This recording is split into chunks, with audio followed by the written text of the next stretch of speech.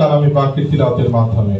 শুরুতে পবিত্র কালামে পাক থেকে তিলাওয়াত করছেন হাফেজ কারি মোহাম্মদ মাহদি হাসান। আসসালামু আলাইকুম ওয়া রাহমাতুল্লাহি ওয়া বারাকাতুহু। ওয়া আলাইকুম আসসালাম।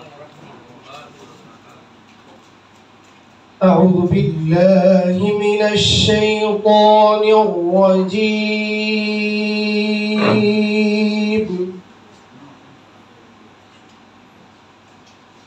بسم الله الرحمن الرحيم.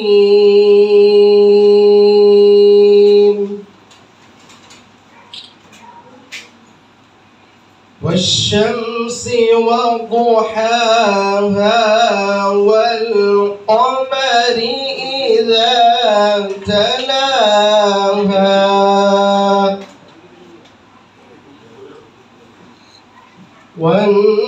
والنهار إذا جلاها والليل إذا يغشاها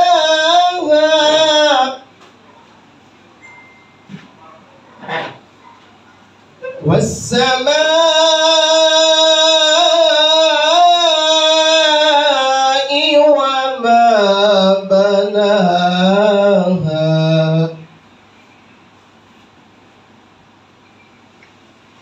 والأرض وما طحاها ونفس وما سواها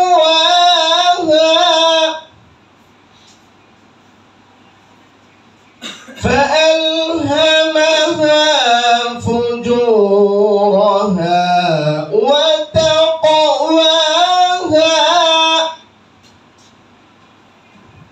قد أفلح من زكاها وقد خاب من دساها كذبت ثمود بطغواها